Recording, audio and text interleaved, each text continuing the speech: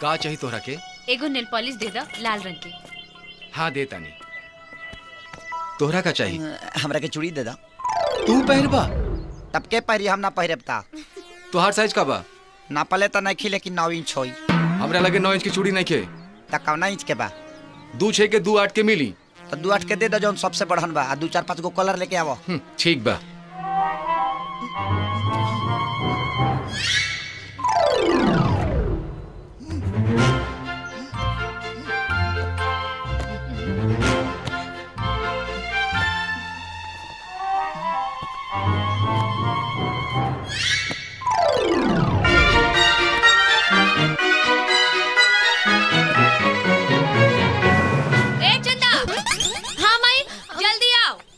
हाँ भाई देर होता, घर चल।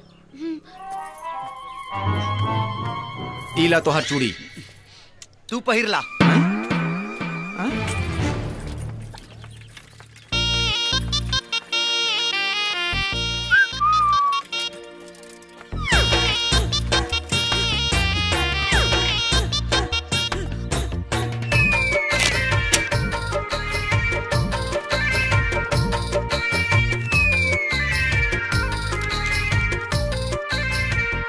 मेरी प्यारी चंदा रानी।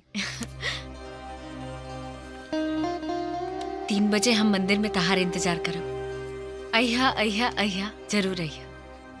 अगर तू ना आइलू तो 3:30 बजे हम तोहरा घरे आ जाए। हे भगवान, और कुछ लफड़ा भइल तो बुझिया। अरे माई,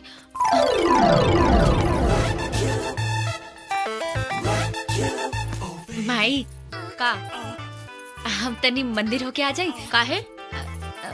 ऊ का है ना, हमार परीक्षा शुरू होके वाला बा, यही से।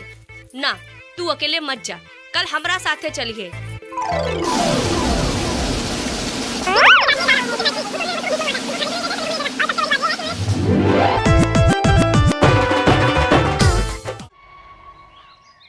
अरे सुनो तारू हो काजी? अरे किसनवा अपना रिजल्ट के बारे में कुछ बतावलस का? ना हमरा के तो कुछ नहीं के बतौले। हो सकला ओकर रिजल्ट ना निकल होखे। वाह, ओकर सब दोस्त मिठाई बांटता रसन। कहां बा किसनवा? का रे, तोहार रिजल्ट निकल गइल? हाँ निकल गइल। का भइल? का होई? फेरू फेल हो गई नी। अब देखे तारू फेल हो गइल और फोफिया खाता। तो का करिया?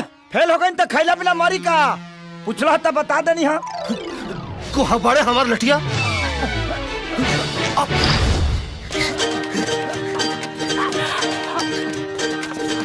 ए किसनवा, चुपचाप हमार लठिया दे दे रे।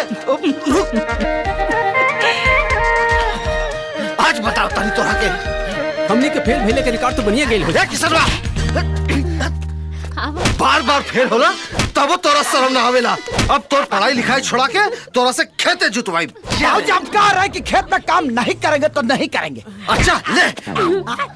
भाऊजी देखिए, हमको घर में ले जाके खूब मारिए ना, लेकिन के सामने मत मारिए।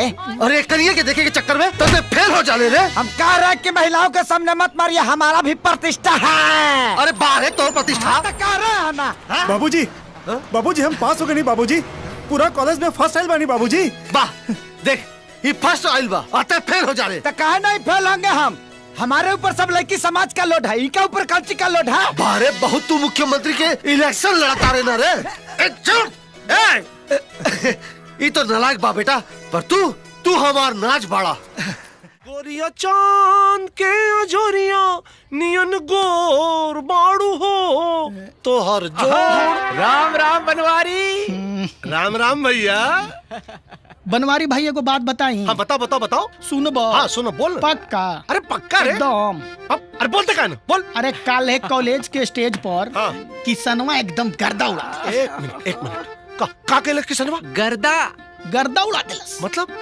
अरे ऐसा डांस कैलस ना कि कॉलेज के जितना लड़की रही सन ओकरा पर फिदा एकदम फिदा एकदम। का बात करता है? अरे ना। और जो चंदा। एक मिनट, चंदा का अरे ना सुन पाई ना ना सुन ले अरे माई के गिरिया सुन ले तो और गिरिया है भाई बोल ले अच्छा चला बता इके बर्दाश्त होई बता दा अच्छा सुन ली चंदा जे रहे ना एकदम एक टक जे देखत रहे के करा के किशन के हम ना मान सकीले हम ना मान सकीले गलत बात गलत माई क्रिया बोलत है माई क्रिया एक टक जे देखत रहे से देखते रह गए के करा के किशन के लट्टू हो गए लट्टू ना ना तू झूठ बोला था ये तू झूठ बोला था एक बात बताओ सन अगर चंदा किसनवा पे लट्टू हो गई रहत तो किसनवा पहले ही सही यार रहत ना ओकरा के लाइन मारे खाते बोले बोले बोले बोले का बात करता रे मर्दवा अब उनका लाइन मारे के का जरूरत बा यार अब तो दोनों के डायरेक्ट कनेक्शन हो गई होई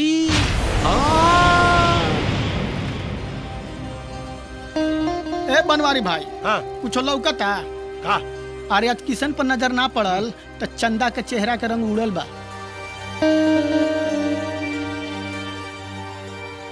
देखो एकदम छटपटा तारी